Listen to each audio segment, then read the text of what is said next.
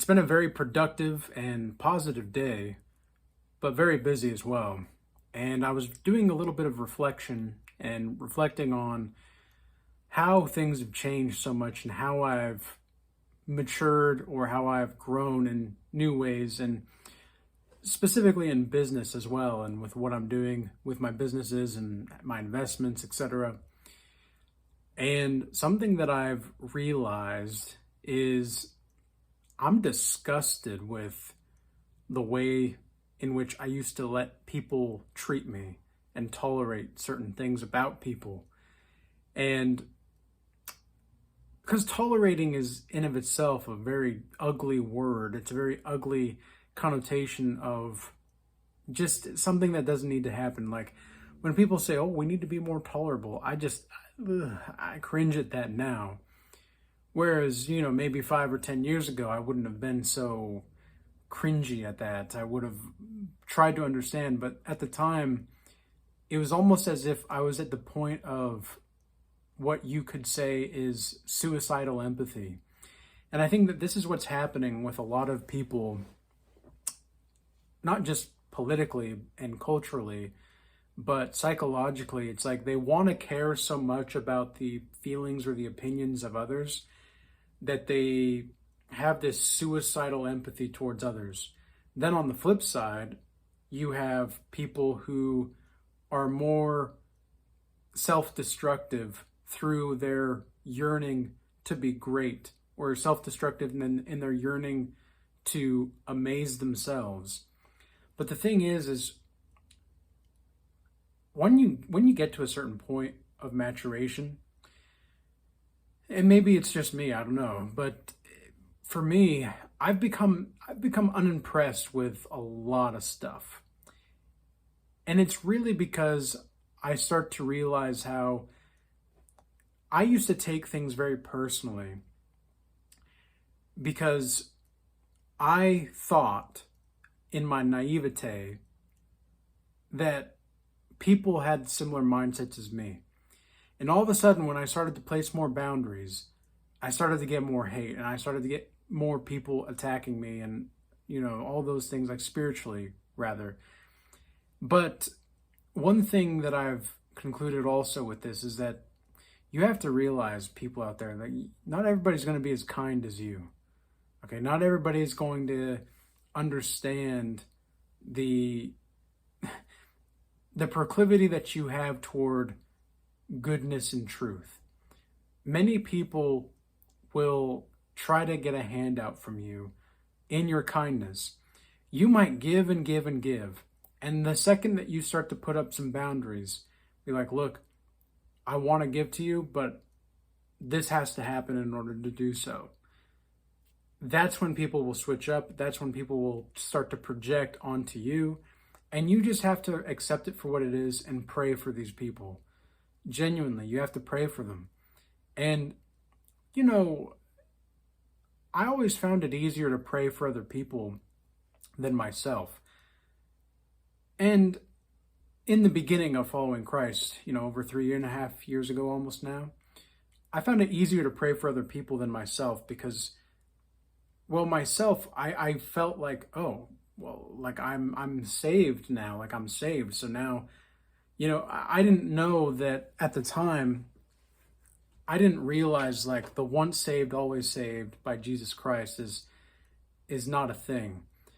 And it was only when I was able to look more into the scriptures and studying the scriptures more for the next couple months after that. Because I read the Bible in months. Like I read the Bible, like the whole thing, multiple times.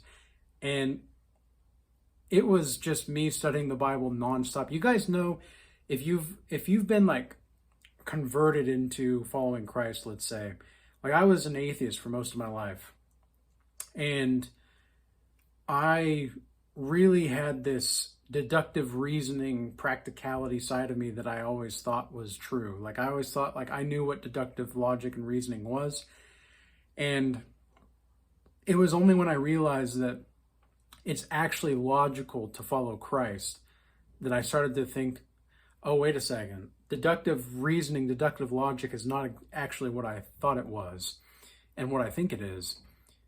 Okay, well, that's interesting. So, what else is there in my life that is not what I think it is?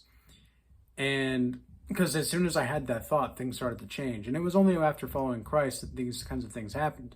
But anyway, after a couple months of understanding the scriptures more and reading the scriptures more, I was able to determine that, okay, no, I still need to pray for myself, because if I don't pray for, if I don't pray for me, and I don't know if anybody else is gonna, like, I can ask people to pray for me, but if I don't have other people praying for, like, I gotta pray for me, man. I gotta pray for me. Like, there's no shame in praying for yourself.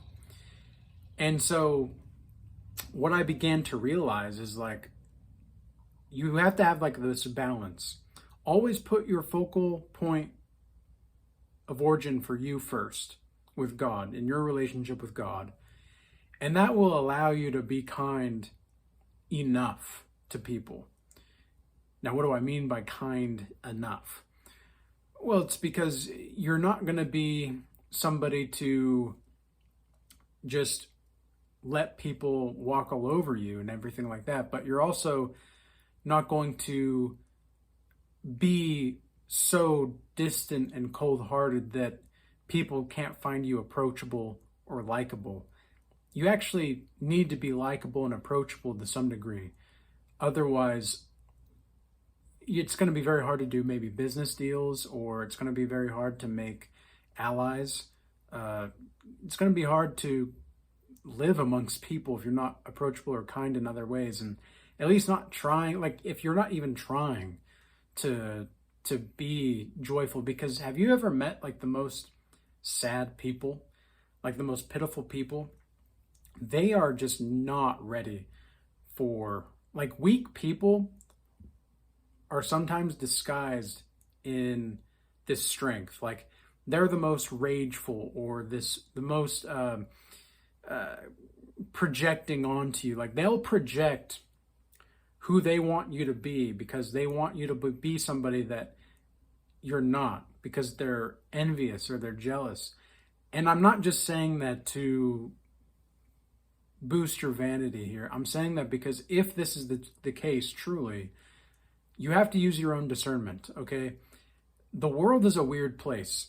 Have you ever noticed, this is something I've seen with YouTube and with X as well recently. It's like I can say one thing and about half the people completely agree and love what I'm saying, and the other half of the people just despise it. You know, I'm saying the same thing, I'm delivering it in the same way, and yet one group of people is completely resonating with it, and the other group of people completely despises it and hates it. Even though I'm saying the same thing, everybody's hearing me speak the same way, everybody's ingesting it differently. Why? Because their consciousness can only handle what they can perceive to be true. Okay? If they're not living in spirit and truth, people aren't going to understand what I'm saying. And a lot of the times, what I say is to encourage people. Like, in one of my videos recently, there were people that reached out to me about it. They said, well, you know, you're saying this, and I think that's false hope. And it's like, I don't see that as false hope, because number one, I gave disclaimers talking about this topic. And then number two, I actually provided a sense of encouragement to these people. When they felt like all hope was lost, when they felt like they didn't have any kind of encouragement, here comes me saying, look, yeah, you're in a sticky situation. It kind of sucks, but you can make it out. And here's how you do it. And people get upset about this. It's just, it's so crazy. It's like, I'm identifying the problem. Here's the solution. You see, the thing is, some people don't want solutions. They want to paint you. Oh man, now I'm getting fired up. I was kind of sleepy. I just woke up from a nap, actually. It wasn't a very long nap, but I don't know, I got really sleepy all of a sudden, and I was like, man, I need to take a little nap. So I took like a 20-30 minute nap, And so I've been waking up and just kind of going through this. But anyway, like they want to paint you as the villain because they need to cover up their guilt for their unlived lives. That's what's happening. That's what's going on. They want to paint you out to be this person that is evil or that is maniacal, that is, a liar, a fraud, whatever it is, all because they can't handle the truth. Because I'm not trying to degrade anybody here, but I'm not here to tickle your ears either. And the people that have been with me for a long time, they understand that. The people that are in my circle understand that. Do you think that you're supposed to agree? Like, if you think disagreement with people means fights, you're in the wrong crowd, bro. Like, you or sister, whoever's watching this, like, you're in the wrong crowd. If you think a disagreement means that you have to fight the person now psychologically or spiritually, you're in somewhere else land. Like, you are in, you know where you are? You're in sad and pathetic land. And it's not a fun place to be. Everybody's got frowns. Everybody's got misery reigning over their heads. Come over to reality. Yeah, it's a lot more scary. It's a lot more dangerous than sad, pathetic land. But in reality land, there's a lot of color. And yeah, there's danger. You could be, like, there's physical and spiritual danger. But guess what? Everybody's either like neutral or they're joyful because they understand that's just the way the world works. Like, the world sucks. I don't know what else to tell you guys. Like, the world sucks. Not everybody's going to be kind, okay? Not everybody's going to be who you think that they ought to be. But we all got to eat, right? We all got to eat. So if we want to eat, we got to do things. We've got to make things happen. And it's like, people get upset when you're somebody that can make things happen.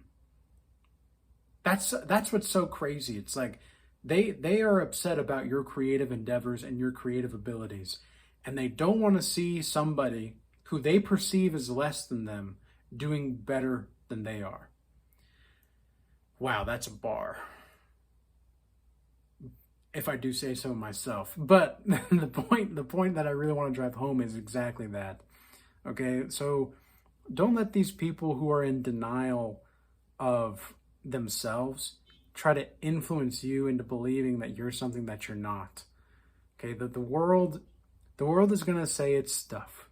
The world is going to do what it does. But the good thing is there are still amazing people in the world. The kinds of connections that I've been making recently have been better and better and better connections. It's really astounding, and it's fantastic to see. And the people like we have in the Regal Change Academy group, it's just so mind-blowing to see the kinds of growth some of these people are going through and the kind of insight that they bring. Like, these people, they're not just like trying to fit in somewhere. No, these people are elite spiritual soldiers in the trenches of the spiritual warfare that is happening. They're like, they know what's going on, and it's so refreshing for everybody involved. I've had people tell me, like, man, this is so nice to be able to be around people that at least are aware of what's actually happening, because they're just so not used to it. They're just so not used to people who are actually trying in their lives. That's another thing. It's like, people don't want you to try. It's like, oh, why are you trying so hard, bro? Like, what are you, like, I've gotten asked that at the gym so many times, not that specifically, but they're like, are you training for something? Like, hey man, are you training for something? It's like, no, I'm just training for life, and I'm training for God, because I know what's about to happen in this world. I know that in this world, this is going to be crazy. Like, the next few years are going to be psychotic. They already are, but they're going to get even more psychotic. And we have to lean into, in many ways, psychopathy to understand it. And sometimes you have to lean into that. I've talked a lot about this, like leaning into your madness. You have to lean into your madness if you're to understand what is actually happening in the world, because it's the only way to. It's the only way to understand the world is to kind of lean into that madness, because the world is mad. Don't get me wrong. But it's a beautiful place with beautiful people. And the kinds of connections that I'm making right now, I've literally got people from all around the world in my DMs, from X or from Instagram, X more specifically recently. Obviously with YouTube, you don't have the DMs, but the kinds of DMs that I'm getting and talking to with people around the world, it's just like, wow, we live in a day and age that is so freaking cool. Life is so cool. And yet you guys want to be like some of these people want to be in sad and pathetic land. Like, we could be in reality land. Yeah, where it's freaking dangerous and it's scary and it's frightening, but it's so beautiful. Or you could be in like gray and black and white land with sad, pathetic land people. Like, man, it's like these people are like walking seals and zombies. And then over here, we've got the lions. Yeah, it's scarier among the lions, but I'd rather be around a few lions than a bunch of zombie seals. I don't know why seals is like the analogy that I'm giving here, but that's kind of just what it seems like. It's like these people are just like seals. They're scared. They're scared of the sharks, and rightfully so. Like, you have a reason to be scared, but that's why you become a lion. Like, you got to become a lion. You got to let go of that falseness, that sad, pathetic life. And I don't like really saying like you're pathetic. I'm not saying you're sad or you're pathetic. I'm saying the behavior that you're exhibiting is sad and pathetic. There's a difference. And because I know what it's like to be on the receiving end of emotional abuse. And I do not ever plan to be emotionally abusive, but I don't plan to just tell you, oh, you're perfect the way you are. If you were perfect the way you are, you wouldn't be as miserable as you are. Okay, something internal is going on that you're not looking to. So you gotta pay attention to that. You gotta look at that. If that's you, right? If that's you. But anyways, guys, I hope this video was useful and insightful for you. I do appreciate everybody tuning in, dropping a like, a comment, and subscribe or follow to this. If you're interested in joining the Regal Change Academy, we've got the link in the description box below. We are starting The Prince by Machiavelli within the next week and a half or so. May 10th is going to be the start date for that. And it's going to be a limited time available class series. It's going to be for 6 weeks. We're going to read The Prince, have interactive engagements and task sheets for that as well. We're also doing a bunch of other things in the Regal Change Academy, but that's really the biggest thing. For one-on-one mentorship, you can email me at theregalchange@gmail.com. And I appreciate everybody moving from YouTube to X, Rumble, Instagram, etc. I appreciate everybody's extra support. Oh, I just remembered also the free Telegram channel. If you want to join the free Telegram channel, check that out in the link in the description box below as well. Peace be with you all. Until next time.